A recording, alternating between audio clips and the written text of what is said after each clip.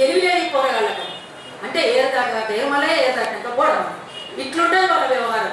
ఏదైనా కూడా ఇవాళ గతంలో అన్నీ కూడా ప్రతి ఒక్కటి మేము చేస్తాం, ఇది చేస్తాం, అది చేస్తాం, విద్యార్థులుగా నిరుద్యోగులుగా మొత్తం ప్రతి ఒక్కరికి, రైతాంగానికి, మహిళలకి, ప్రతి ఒక్కరికి కూడా ఎక్కడెక్కడ ఏమిటి అనేటువంటిది మొత్తంగా ముందు పెట్టినటువంటి మేనిఫెస్టో ఇవాళ అది తలకిందులైపోయి ఎందుకు పనికిరాంటిగా అబద్ధాలుగా, ఎక్కడైనా అబద్ధాల పుస్తకం ఎక్కడైనా దొరుకుతుంది ప్రపంచంలో ఎక్కువ అబద్ధాల పుస్తకం అంటే అది టీఆర్ఎస్ మేనిఫెస్టో, అంతకుమించి వేరే ఒకటి ఏం లేదు. అందుకని అట్లాంటి మేనిఫెస్టోని ముందు తీసుకొచ్చి వీళ్ళ నక్సలైట్ల ఎజెండా అనే మా ఎజెండా అంటూ, ఇంకోటి దళితులకు 3 ఎకరాల జాగా అంటూ, వలసలు లేని తెలంగాణ అంటూ ఇట్లా అనేక భ్రమలు కల్పించి మొత్తం ఎక్కడికక్కడ వాళ్ళని భ్రమల్లో ఉంచినటువంటి పరిస్థితి మనం చూసినాం. అందుకని ఇవన్నీ కూడా ఈ ఆశలు ఫలించాలి, అది ఈ ఆత్మగౌరవ పోరాటంలో మా ఆకాంక్షలు నెరవేరాలి అనేటువంటిది ఆశించడంలో తప్పు లేదు.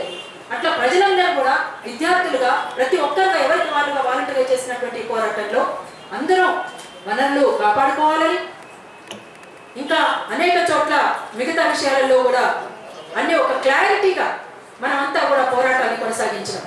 అదే క్రమంలో అటు టీపీఎఫ్ కానీ, ఇటు టఫ్ కానీ, ఇటు చెరుకు సుధాకర్ లాంటి వాళ్ళు కానీ, ఇంకా కళాకారులుగా ఇక్కడ ఉన్నటువంటి సోమన్న కానీ, మోహన్ కానీ, ఇట్లాంటి వాళ్ళు అనేక మంది పెద్ద ఎత్తున ఈ పోరాటంలో భాగం పంచుకున్నాం. రియాజ్ భాయ్ కూడా చాలా వందల వేదికల మీద తన ఉపన్యాసాన్ని కూడా కొనసాగించినటువంటి పరిస్థితి మన ముందున్నది. ఎందుకంటే ఇట్లాంటి పోరాటాలు కొనసాగించినటువంటి మనం ఇవాళ ఎక్కడున్నామో, ఎట్లున్నామో, దేనికి సంబంధించి అంటే దీనికి సంబంధించినటువంటి విషయంలో ఇవాళ మనం తీసుకోవాల్సినటువంటి ఒక నిర్ణయాత్మక శక్తిగా మనం అంతా ఎదగాల్సినటువంటి అవసరం ఉందా లేదా, ముందుకు పోవాల్సినటువంటి అవసరం ఉందా లేదా, ఐక్యంగా అవ్వాల్సినటువంటి అవసరం ఉందా లేదా.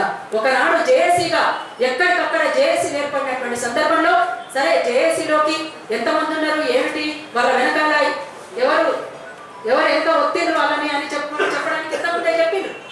అందుకని వాళ్ళకు కనుసంగంలో ఉన్నటువంటి వాళ్ళనేమో జేఏసీలో ఉంచుకున్నారు, మిగతా వాళ్ళనేమో పక్కన పెట్టారు. అంటే ఒక మిలిటెంట్ పోరాటాలు చేయలేకపోతే ఇవాళ దీనికి సంబంధించినటువంటి విషయంలో, సీమాంధ్ర పెట్టుబడిదారులకు సంబంధించినటువంటి విషయంలో మనమంతా గట్టి నిర్ణయం తీసుకోలేకపోతే అతి ప్రమాదకరమైనటువంటి పరిస్థితిలోకి నెట్టబడతాం అనేటువంటి దాంట్లో భాగంగానే అక్కడ చెరుకు సుధాకర్ అన్న నకరికల్లో చేసినటువంటి పోరాటం కానీ, ఇక్కడ టఫ్ గా చేసినటువంటి పోరాటం కానీ, అటు టీపీఎఫ్ గా చేసినటువంటి పోరాటం కానీ, అనేక పోరాటాలు ఇవాళ మన ముందున్నటువంటివి.